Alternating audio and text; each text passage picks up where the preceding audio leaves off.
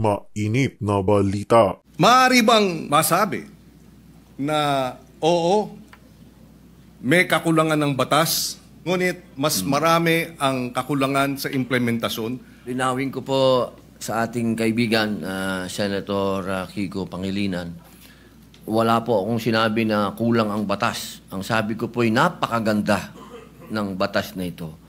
Hindi lang po siya napapanahon ngayon. Huwag niyo pong isipin na ang aking amenda ay para guluhin o sirain ang honor ng batas po na yan. Hindi po. Alam ko po ang pasikot-sikot talaga ng mentalidad na to. Kaya sana po sa usapin na yon, makinig din po kayo sa akin. Kailangan lamang po tanggapin natin na may problema sa ngayon. Meron lang po ako yung kwento many years ago. May pumunta sa akin na isang parent from Leyte, if my memory serves me right. Ang kanyang reklamo, yung kanyang 9 years old na anak na babae, ni-rape ng 13 years old na lalaki. After na ma-rape itong 13 years old na lalaki, yung 9 years old na anak niya, kinasuhan, ay dinala sa korte. At anong ginawa ng korte, dahil mayroong Juvenile Justice Act tayo, walang nagawa yung piskal kundi pakawalan. And then, 2 weeks after, nang rape ulit. Again, pinakawalan. Tinawagan kong piskal. Pasensya na. Yun po yung batas. Kailangan pakawalan. Pangatlong beses, nang rape na naman. Na-high blood po ako dun. Nabalitaan ko. At hindi lang po yung unang insidente na nakarating sa akin na kung saan yung mga minor de edad naging recidivist pa ulit-ulit na lang gumagawa ng heinous crime.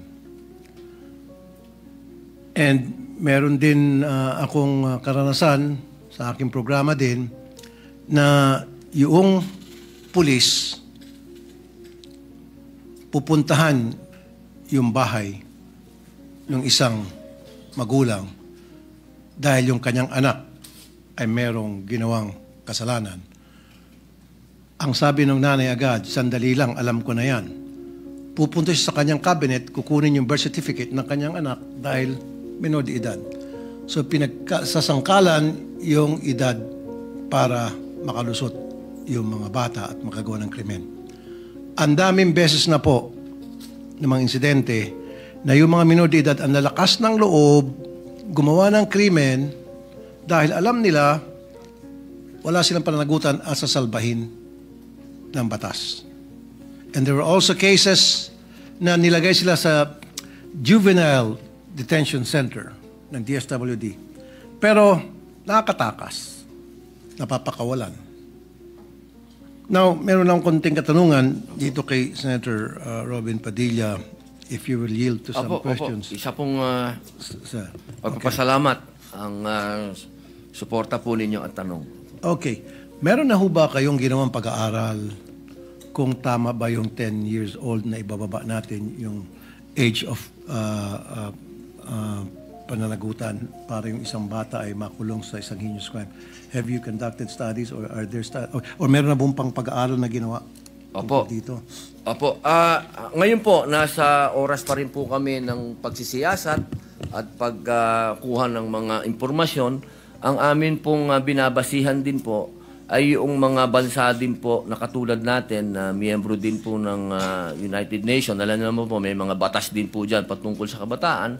Na yung kanila pong mga bansa din, meron din po silang mga batas na ganyan. Katulad po sa Australia, sa UK, at ang iba pong mga bansa din sa ASEAN. Sa ibang bansa nga po sa ASEAN, may 7 years old pa. Opo, doon po sa UK, tsaka sa Australia, 10 years old po ang kanila pong ano. So, makikita po natin na doon po sa mga progresibong bansa din at sa mga kapitbahay po natin, meron na pong mga ganitong batas. Opo. Ang katunayan nga po sa amin pong panukala, hindi rin po namin isinasawalang bahala yung dati pong batas, yung Juvenile Act na yan, sapagkat nakita po namin mapakaganda din po talaga ng batas na ito. Kailangan lamang pong sumabay sa panahon. Opo. Okay. Yung binanggit nyo po, may mga batas na yung age of criminal liability ay napakababa. Halimbawa, yung Belize, 7 years old. Botswana, 8 years old. Brunei, 7 years old. India, 7. Kuwait, 7. Yemen, 7. Zimbabwe, 7. China, 12. Hong Kong, 10. Singapore, 10. Sa US, depende sa states. It varies from 11 to 14 years old. Australia, tama ka, 10 years old. Germany, 14. Sa atin, ilan? Opo, sa atin po, ang pinapanukala po natin ay 10. Pero sa present, ilan ba yung present ngayon, Mr. 15 President? po 15. So, pinapanukala nyo 10. 15 pababa, wala po silang obligasyon. So, ibig sabihin, inahalin tulad nyo po ito sa current age of criminal liability sa Hong Kong na 10, and in Singapore na 10, and Australia 10. So, meron kayong pinagbabasihan. Opo, pinagbabasihan po natin, pero yung atin pong... Medyo mas mataas pa kayo kaysa sa Belize. Buti 10. Sa Belize, 7. Opo. Sa Brunei, 7. India, 7. Kuwait, 7. Opo. Katunayan po, tinitingnan din po natin yung naratibo lagi noong unang batas. Kasi gusto din po natin. Ako sa totoo lang po, Senator Raffy Idol, talagang nakita ko din po talaga naman na may katwiran yung dating batas, yung batas na umiiral ngayon. Hindi lang po siya tumutugma sa panahon. Kaya sa akin pong palagay, sa amin pong pagsasiyasat, yung 10 po, baka ito yung napapanahon. Ito po yung sa ngayon. Kasi lahat po ng nakikita nating krimen ngayon na nagagawa ng mga bata, nandiyan po yung range. Isipin nyo po, meron pa po tayong binasa kanina na gang rape na pababa po sila sa 10 years old. Ito po yung nakakatakot po. Kung ito po ay hindi natin haharapin ngayon, ang sabi nga po ng ibang mga eksperto, baka isipin talaga ng mga bata na okay lang to. Kasi hindi naman tayo makukulong. So, in other words, Mr. President, yung gusto mo na ibaba from 15 to 10 na age of criminal liability ay yung para sa mga heinous crime lang. Opo. So, kung yung sa mga theft, yung nambugbog, nagnakaw, may ginawang kung ano pang kalokohan, basta't hindi heinous, balik po tayo sa original 15. law. So, heinous crime lang Opo, talaga. balik po doon sa original law na ginawa po nila. Thank you, Mr. President. Ari po bang magtanong ng ilang mga katanungan sa ating nagbigay ng kanyang privilege? Opo. Unang-una, nagpapasalamat tayo na ito'y naisiwalat ng ating kasamahan sa Senado, yung usapin ng Juvenile Justice Welfare Law of 2006 and amended noong 2013. Una sa lahat, tayo ay nakikiisa sa kanya sa usapin ng pangangailangan ng hustisya, lalo na sa mga naging biktima ng mga krimen o kaya mga kilos ng mga kabataang nasasangkot o minor de edad na nasasangkot sa criminal activities. Tama lang na dapat ang mga nagkasala ay nananagot. At marahil ay maraming kinakailangan ding liwanagin o linawin sa usapin nung ano nga ba ang tunay na mga probisyon o tunay na mga posibleng mga pag-implementa ng batas at ikumpara ito dun sa mga hindi tama o kaya disinformation.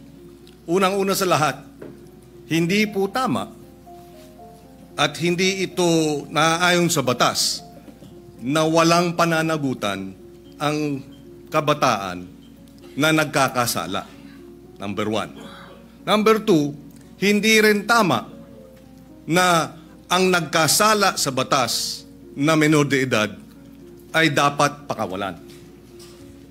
Number 3, hindi rin tama na kapag ikaw ay below 15 at up to 9 years old at ikaw ay nagkasala, ay dapat kang pakawalan.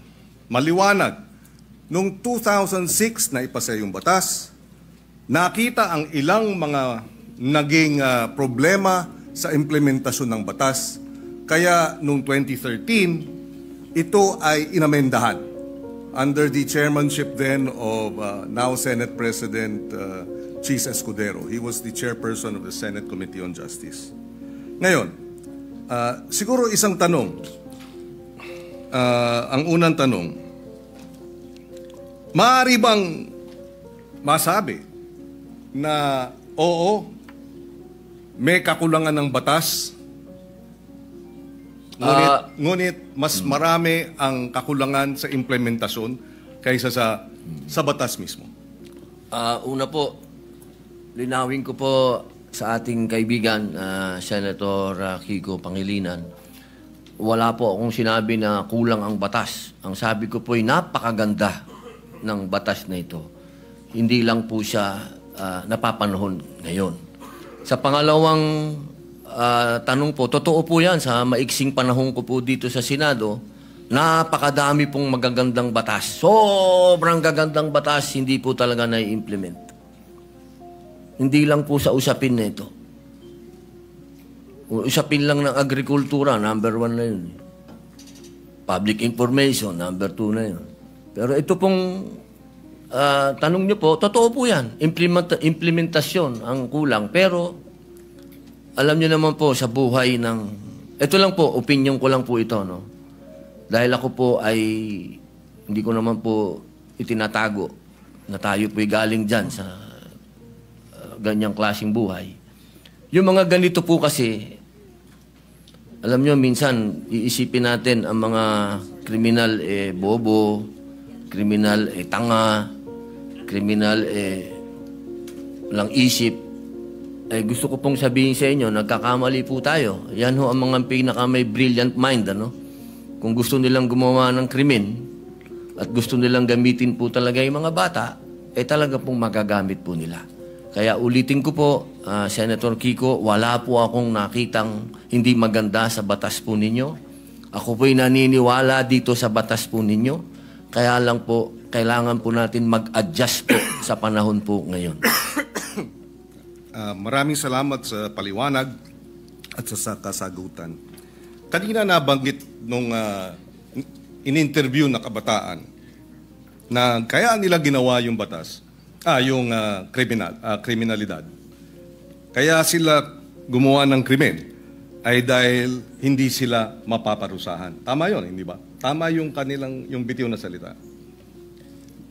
Tama ba yun sa ilalim ng batas na pag sila gumawa ng kriminalidad o krimen ay hindi sila mapaparusahan? Sa usapin po ng, kasi ganito po yan, no? Napakaganda po nung inyo pong katanungan. Ang bata kasi, kahit siya, lalahatin ko na po, ano? Kasi ganito yan Pagka sinabi mong pananagutan, ang kaduktong po nun, dapat may parusa. Kasi kung pananagutan, oo, may pananagutan. Sinabihan siya, ginawa mo yan, kaya ganito muna ang mangyayari sa'yo, dadaling ka muna dito sa Bahay Pag-asa, dadaan ka dito sa matinding intensive na masasabi nating psychological and moral and lahat na po, no? Sabihin natin. Alam niyo po, Senator Kiko, sa 3 years and a half ko po sa Bilibid, hindi ko naman po nila lahat, ano? Pero wala na pong pinakamagagaling na artista kundi kriminal. Kapag kaharap niyo po yan, lahat ng drama, lahat na po, sabihin niyo po, lahat ng kalungkutan, lahat ng pinagdadaanan niya, sasabihin sa inyo. Pero pag talikod po ng nag-i-interview dyan, o halimbawa ng empleyado yung sabihin gwardiya, o ng probation officer, pag talikod po nun, pagbalik nyo sa selda, bubuksan yung wallet niya, papakita sa iyo yung dyaryo, itong pinatay ko, pare. Ganyan po ang criminal mind. Hindi ko naman po inilalahat, pero pagka sinabi po natin kasi ng pananagutan, dapat nagbabayad ka ng kasalanan, hindi lang binasa sa iyo. Hindi yung parang gumawa ka ng isang karumal-dumal na krimen, ito po nakita ko po ito dahil ako po ay kagyat na pumunta sa Camarines Norte nung ni-rape nila yung batang, ano po ito Senator Kiko magkakaibigan po ito. Yung babae ni-rape nila, binidyo nila, lahat, pinatay, lahat po, binidyo, hanggang naagnas yung bata, binidyo. Pagdating po, kasama po ako doon, nung dinala po doon sa Bahay Pag-asa, ang sabi nung bata, hahantingin ko kayo. Sabi doon sa mga, papatayin ko kayo. Sabi doon sa mga pulis. Ilang taon yung batang yun? 13 po. At ilang taon yung grupo sila, hindi ba? Grupo po. 13, 15, yung isa po 16. Yung bata pong ni-rape nila, 13 din.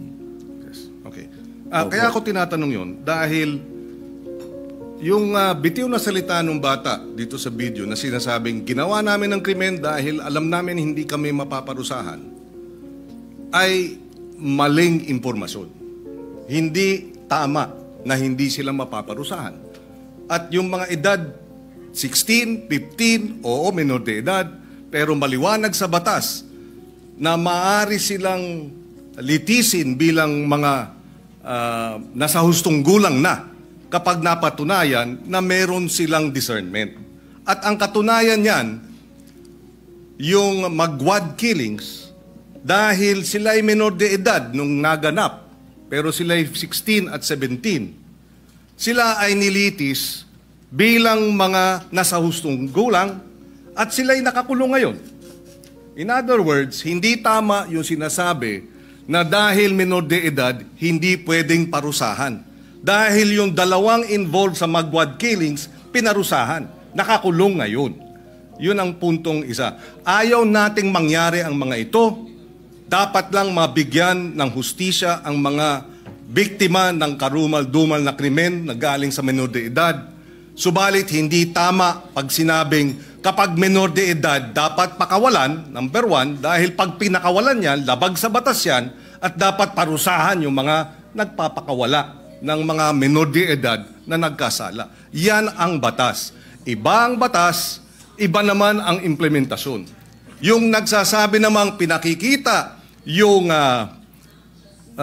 birth certificate, may pananagutan din ang mga magulang sa ilalim ng batas. At yung mga nagsasabing ginagamit ng mga bata, may pananagutan din sa nasabing batas. In fact, ang parusa dun sa mga gumagamit ay yung maximum na maaaring maging parusa dun sa krimen na isinagawa ng mga bata at ginamit ng mga sindikato. Ito'y madaling sabihin, parusahan yung bata, ginagamit ng mga sindikato. Bakit hindi habulin yung mga sindikato? Kasi mas madaling parusahan yung bata. Mahirap parusahan yung mga sindikato. Dahil yun makapangyarihan. Yung bata, vulnerable. Ginamit na ng mga sindikato, exploited na, biktima na, dahil ginagamit at kinakasangkapan, at mabibiktima ulit ng Estado dahil kailangan silang parusahan at ikulong. Kaya kinakailangan marahil ay balansehin natin. Sa usapin ng unang-una, yun nga ba talaga ang sinasabi ng batas? Allow me to read some of the provisions. Parents shall be liable for damages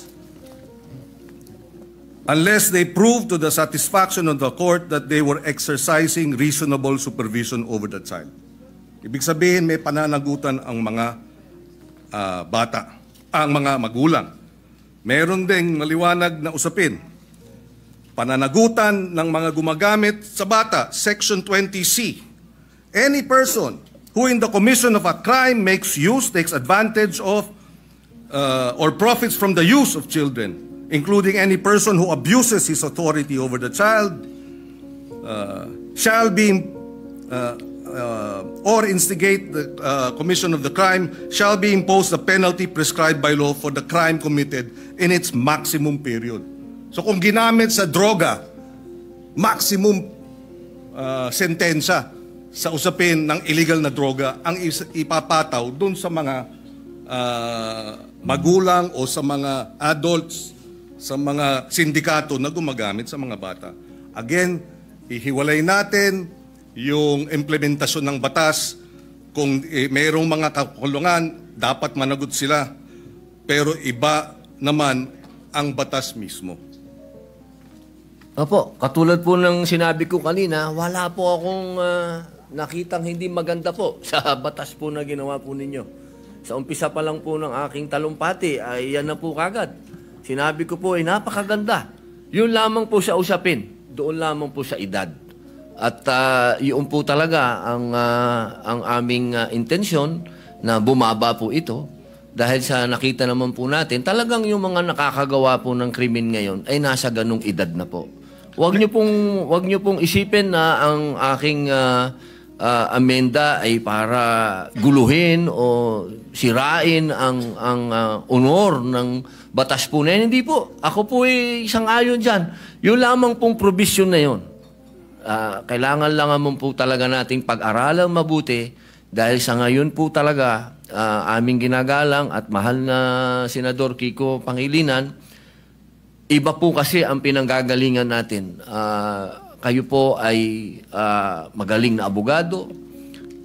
Kayo po ay nasa, medyo ironic lang kasi kayo ang nasa posisyon ng akusado. Ako naman ang nasa posisyon ng biktima. Pero iisa lang po yung ating mithiin, proteksyon na ng mga bata. Bata. Opo. Pero yung mga nakagawa po ng mga heinous crime, hindi ko po talaga matatanggap na tatawagin nating mga bata itong mga ito. Tama po yan. At kaya nga nakalagay din sa batas, kung sila ay kumilos at magkaroon ng discernment at kumilos na parang mga tulad ng mga nasa hustong gulang na, from 18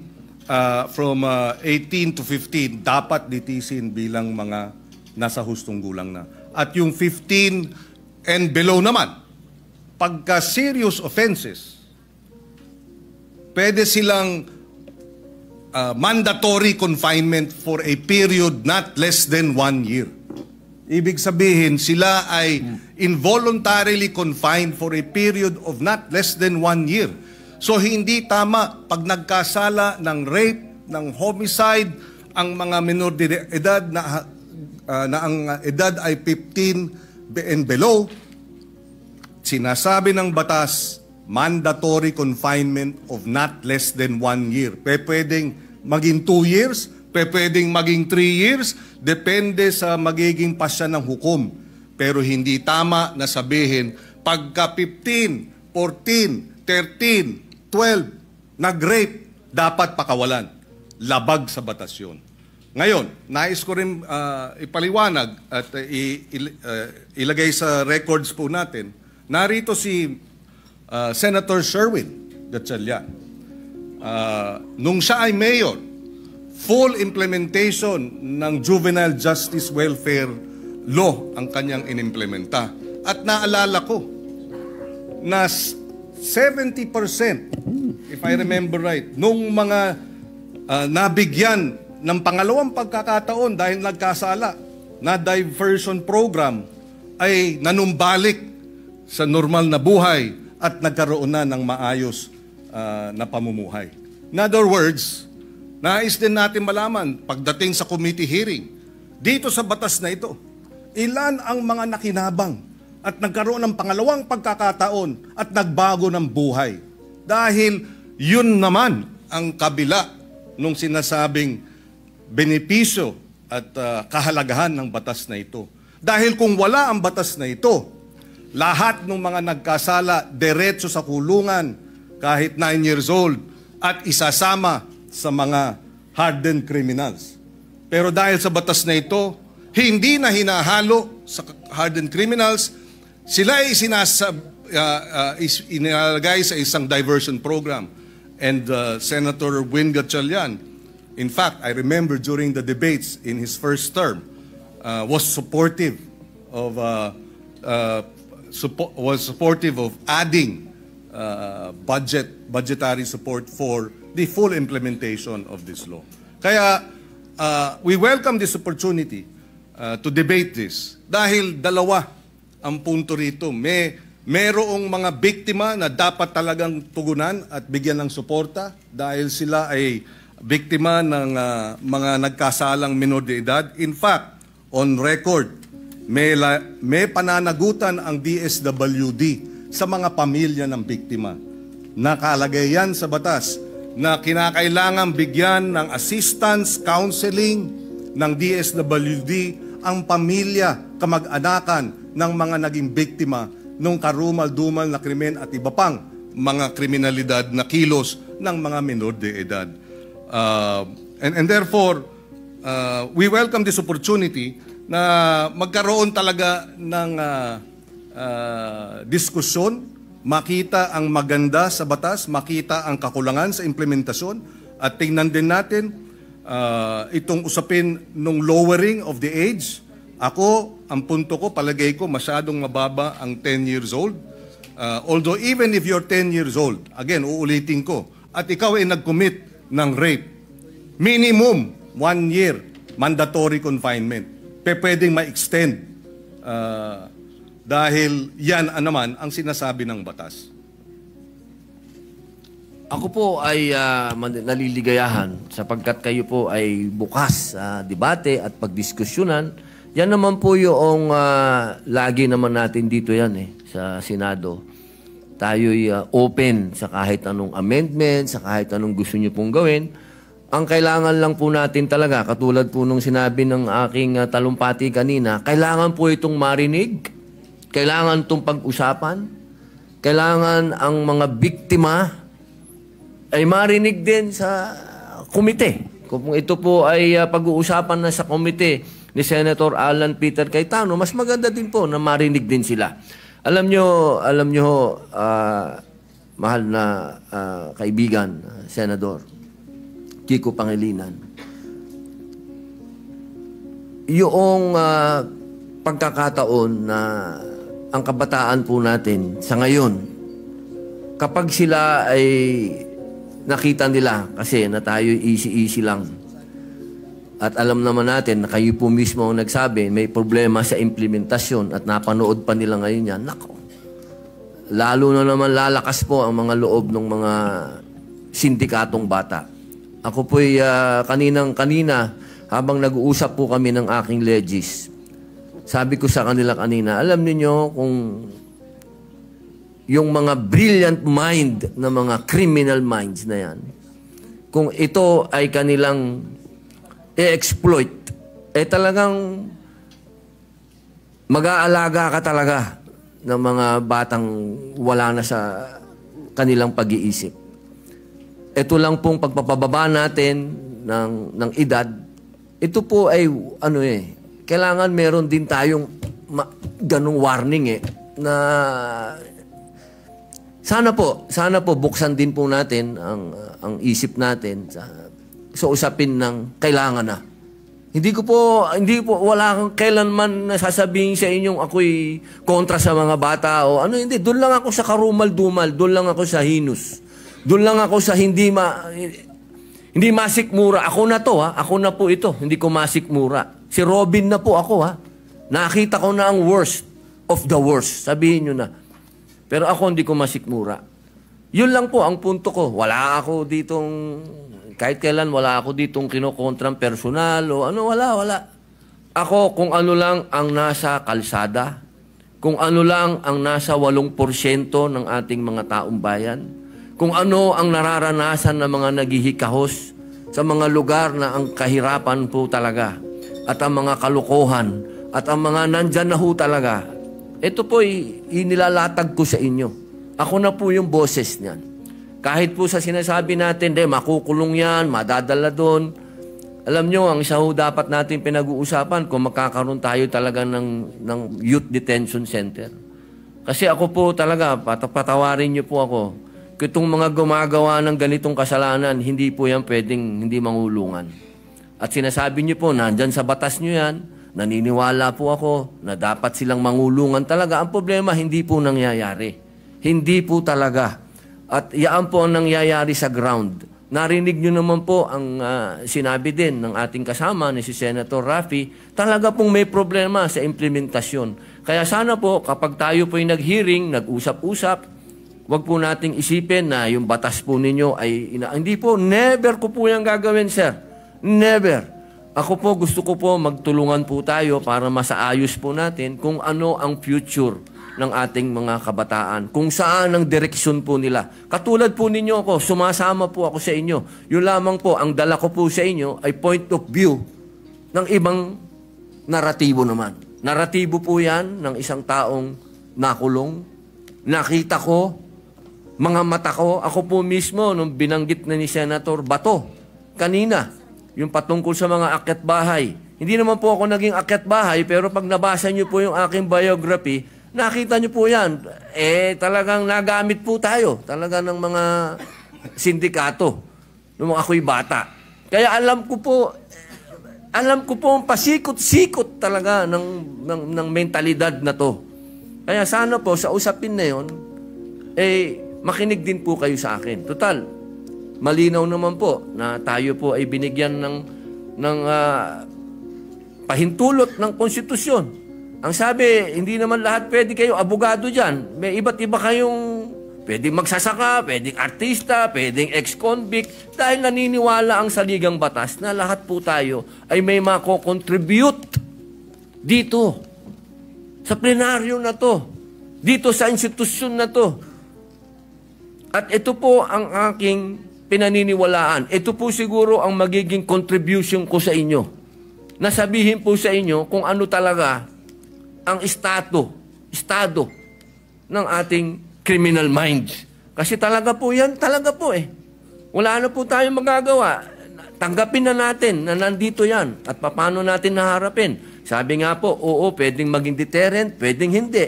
Ang kailangan lang po talaga ay malinawan natin na may parusa. At sabi naman nyo, sa batas ninyo, malinaw ang parusa. Ang problema po, hindi yan ang nangyayari sa ground. Kaya kailangan po talaga nating rebisahin. Kailangan po natin talagang pag-usapan. Kailangan po nating upuan. Kailangan natin itong pag-usapan ngayon na. Huwag nating i-delay. Ang hinihiling po natin, mag-hearing na. Pag-usapan na po ito dahil nangyayari na po natin. Dahil kailan lang yung rape doon sa Quezon City na pinatay yung bata na 8 years old. Ngayon may kinukwento si General Bato po, si Senator Bato na may pinatay lang na pinasok doon sa bahay. Scholar, sinaksak. So, sunod-sunod na po ito, sir. Yun lang po akin na sana ito pong sinabi po ninyo na tatanggapin nyo po lahat. Pag-usapan na po natin sa hearing at dito po sa entablado at magkasundo na po tayo para yung taong bayan po, alam nyo naman po, siguro naman naniniwala naman po ako na pwede tayong mag-meet sa gitna. Pag-usapan natin to. Wala naman pong hindi nakukuha sa pag-uusap. Ang kailangan lamang po tanggapin natin na may problema sa ngayon ang kabataan dahil sobra na pong bata ang mga nakakagawa ng heinous crimes. Yun lang po yun. Wala po kong gusto sa inyong diskusyonan. No?